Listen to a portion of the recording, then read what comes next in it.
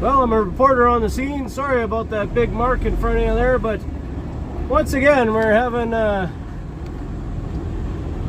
unbelievably bad traffic, and I'm wondering why. And then I just kind of see this up here, and I'm like, what the hell? These guys just don't get it. I don't understand how this happens. Look under that overpass. How does this happen? How does this happen? I don't get it. I don't get it.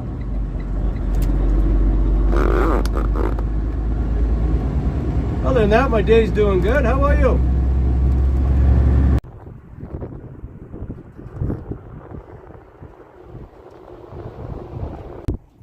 Good day. Don't let that sun fool you. She's in Alberta. Fall day by the sounds of it, or by the feel of it. It's September, but it's chilly. I don't know why. What was it, like 4 degrees this morning? Celsius? Crazy. I was just in 40 degrees there last week. Got some pipe. Look where this stuff is from. I mean, it looks like it's been in somebody's yard for a while, but this stuff was made in Italy. Amazing how stuff gets around the world, you know what I mean? We just got the L, T, and the L. Big 10-footer plate here. We got a stainless steel plate under there. Look at that. Fancy. I wonder how much that thing's worth, hey? Woo! But what we got in total, we have 16,000 pounds. That's it. 16,000 pounds. So therefore I'm running with the front one up. Don't need it.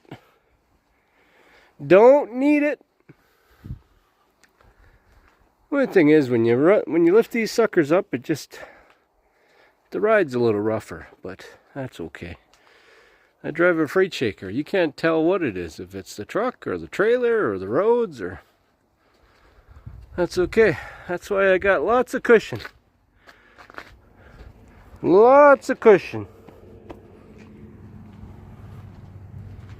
Alright, let's hit the road. Traffic's a little light today. It's always light coming up here in northern Alberta. A little different than the interior of BC.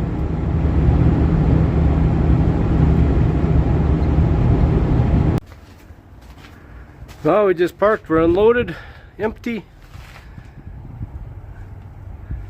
And we're gonna go and get cleaned up and then hit the road, head her home. What the?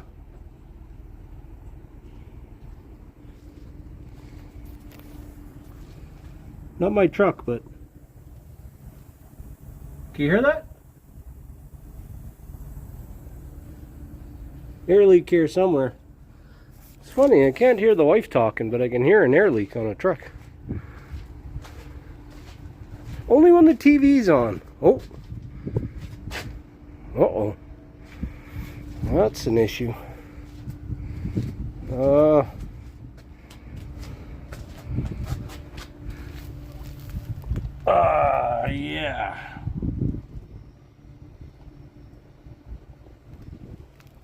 Huh. Okay.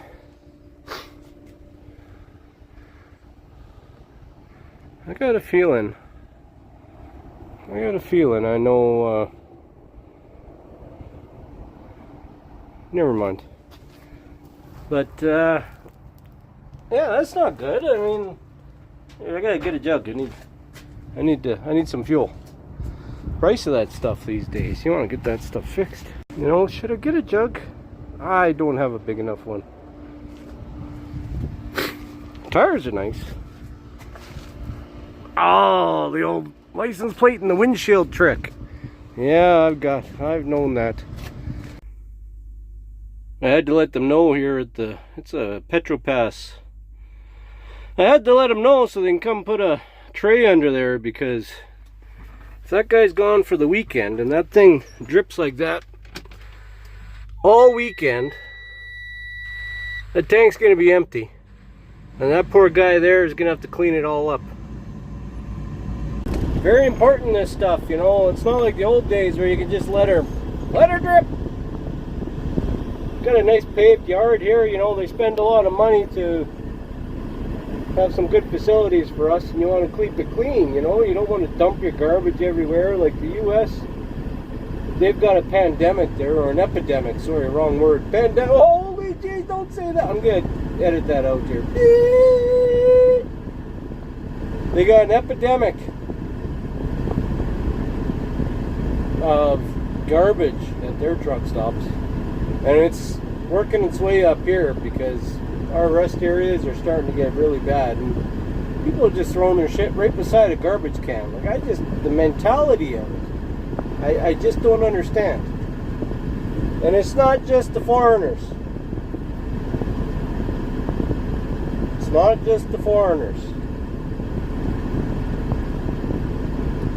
But I know how important these drips are because, you know, there's a stretch of highway between Red Deer and Sylvan Lake. Anybody that knows where that is in Alberta, kind of by where I'm from, I had a truck overturned. With a fully loaded tanker of produced water, which is just really dirty water, but it's got the hydrocarbons in it and all that stuff. It's really stinky. We were just taking it to a disposal well. Well, the fella had a health incident or something. They don't know what the hell happened, but he was kind of going, he just pulled onto the highway from the location, pulled onto the highway, and luckily it was a little bit of an incline, and it just faded over to the ditch, and it was a steep ditch, and over he went. And it was what truck was that?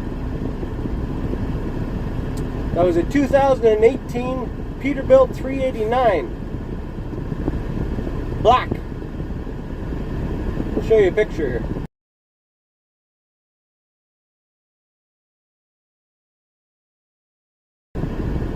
Anyway, and that happened in 2019, so yay. Or was it a 16? I don't know. I bought a bunch, so I don't know.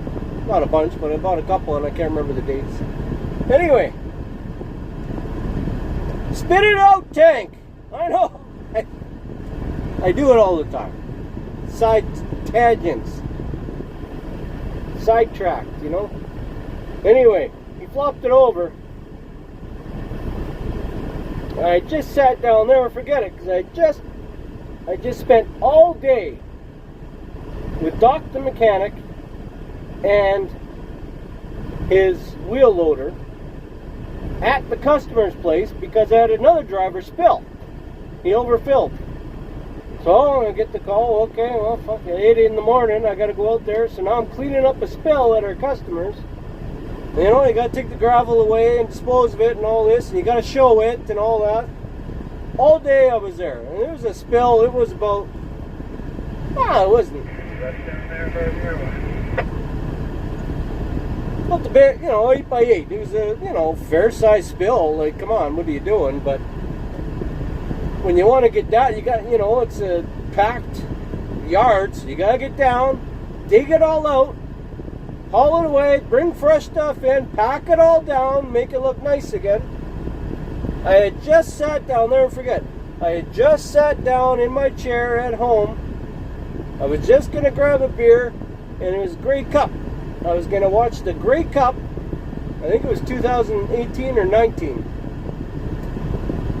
I was going to watch, might have been 19. I was going to watch the Grey Cup and have a cup of beer.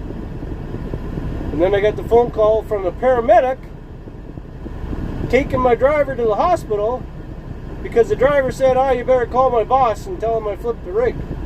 I didn't know. Hustle out there. And flopped it over. Luckily, the tank all stayed together. Nothing of the produced water spilled, because that would have been just, whoo. You think I'm gray now? Whoo. Anyway, no produced water spilled.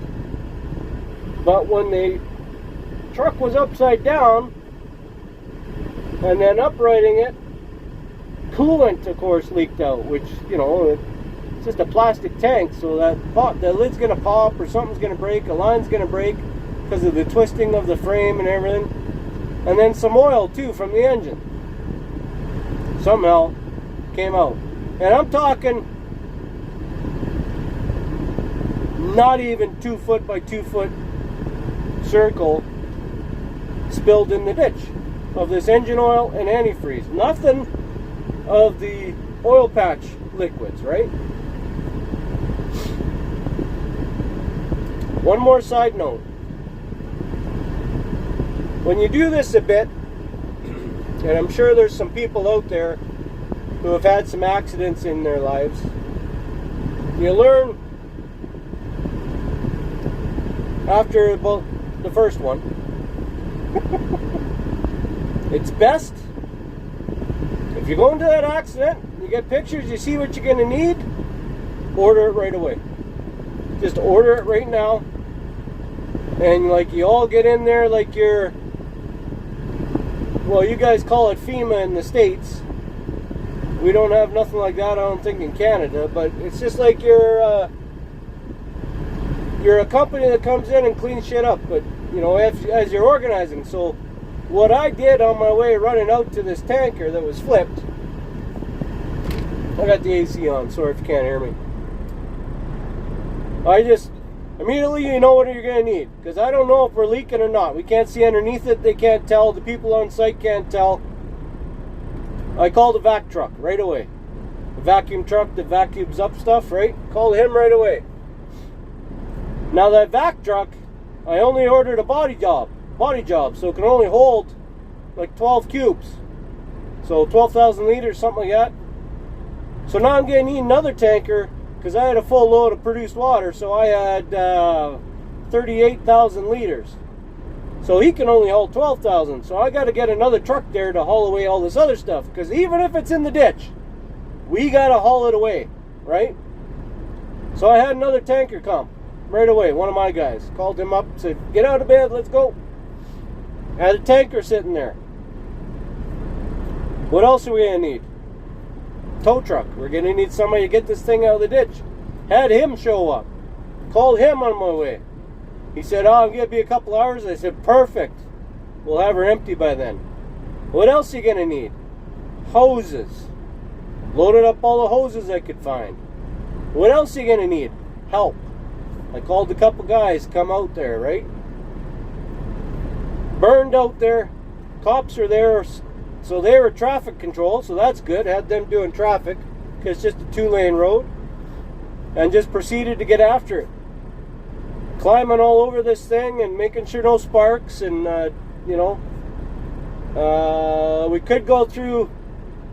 What we did was we pulled off the line.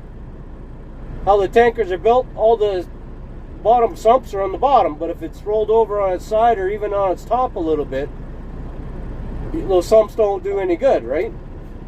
So what we figured was, well, we'll get what we can out of the sumps. So we got the vac truck sucking. Well, actually what we did was we hooked my other tanker to that tanker that's in the ditch, started sucking on it, and he was okay. He was able to get a little bit of fluid, but it was taking too long because it was a long ways up the ditch, right? We had a bunch of hoses going, and he just couldn't get a good pull, but also because it's flipped over and we didn't have good suction. Because what helps with the liquids and how you're able to unload fairly fast is there's also gravity weight helping you pull it down. Anyway, that's why fuel haulers are do all gravity, you know, gravity dumps, because it just dumps and they're done like in half an hour at the longest, right? So he's up there on the road, he's sucking on it. So we ended up putting the vac truck on the vent of my tanker on the highway, so that it would put more suction into his tank and help suck up the fluid, and that worked perfect. Sucking on her until we couldn't get no more, and then we hooked it to the vent line, which usually goes out the top of the tank. And the whole point was just to get it low enough so we can open the lids, because on top of every tanker there's lids on top, right? So we sucked some out of the vent line, until we couldn't get any more, and then we were able to open the lid, feed a hose right into it. There's 2 compartments, so fit a hose in the front compartment, suck it right down, and fit a hose into the back compartment and suck it right down. And that's one thing I've learned as well in the tanker game, is that you never try to pull the tanker that's fully loaded out of the ditch. Never gonna work. Empty the damn thing, even if it's upright. Empty the damn thing, and then pull it out. If nothing's broken and all that, tell it to go get another load. Let's try this again. So we emptied that tanker out, and of course the oil company, you know, that we worked for, they came and they brought a fellow over to make sure we were doing all right and how everything was going, because that's their product, right? So they got an invested interest in this truck and all that, and not a drop on the ground. And from what I was told after, is they were impressed that everybody came when we showed up to do this. We weren't waiting for a vac truck. We weren't waiting for a tow truck. We weren't waiting for another tanker. You know, everybody was there and we were working. And I think within 2 hours that thing was sucked out, uprighted, split apart. My truck took off with the load. He unloaded the vac truck. Vac truck went home, or the vac truck stick around until we got everything up, and just to make sure in the ditch, and there was nothing, just a little stain. But that's not where it ends. So everything went home, got home pretty late. Now environmental has to come and see the ditch. So they got to come and do an assessment on the issue that happened in the ditch. So yeah, there's you know, a stain on the grass, you know, native grass in the ditches, 2 by 2 at the most. Had to get that cleaned up, so I docked the mechanic, come over again, scoop it all out, clean it up, put new dirt in. Had to get new seed, because we had to seed it as well. But before you do that, they come and test. Now the scary thing about ditches is when they were built, they didn't care about spilling stuff. And even to this day, some stuff will spill, and it just happens. A truck's gonna leak oil, a dozer's gonna leak hydraulic fluid somewhere. It's gonna happen, and it's gonna be in there. Not much you can do about it. But if they go down and take soil samples, and they still get a hydrocarbon reading, even though my stain was in the grass, basically, they got to go down, I think it's 2 feet? I don't know, correct me if I'm wrong, something like that. If they go down 2 feet and they still find hydrocarbons, I got to dig all that up, because I'm the guy. Even though there's no way my little antifreeze on top by tomorrow is 2 feet in the ground. So in that particular spot, they could have had a bulldozer blow a hydraulic line right there, make a huge puddle. They just covered it up. Old tanker comes along to clean his little 2-foot portion of the problem, and now he's got to clean up half the ditch because of somebody else's hydraulic leak. That happens a lot. So that's why I say I own a little 2-foot piece of that ditch, because we cleaned her all up. I did most of it by hand, but he brought in the dirt with the loader. It was just like this. I can do it by hand, whatever. Get out there and clean it up. So we were digging by hand, and can't remember who I had help me. Anyway, and then that environmentalist, you got to pay for it. And it was stupid. Spitting all over the place again. I think it was like 10 grand, something like that. I just know, anytime I say environmentalist, I pucker a little, you know? Oh. Environmental testing. Oh. Squeak, squeak, squeak, squeak. Anyway. That's why these guys, you know, you gotta let them know. You see something leaking, you gotta let them know here. Can't be leaking all over the ground. Anyway, I just lifted the the boots. We got one set of boots on the ground. We're going to hightail her home. Nothing up. We're all done. A lot of empty miles, but that's okay. This load plays pretty good, even though there's only 16,000 pounds. 6 pickups and all that. 6 pickups. Took me 2 days. Well, I didn't hear about the load until 2 o'clock yesterday. So I was able to get 3 pickups between 2 and 4 p.m. yesterday. And then this morning, I loaded the other 3, and I was able to get out of town by 10:30. So, yeah, now we're just going to lift the legs up, save some money on the trip home, and go chase the wife around the property for a little bit. Everybody have a great weekend. Thanks for watching. Hit that thumbs up button. Subscribe. Trust me, the videos get a little better, you know? But if you like laughing and pointing at a guy, I'm your guy. Anyway, thanks again. Take care. Bye for now. Get along, little doggy. Well, you're a big fat doggy, but that's alright. Hey, who you calling doggy?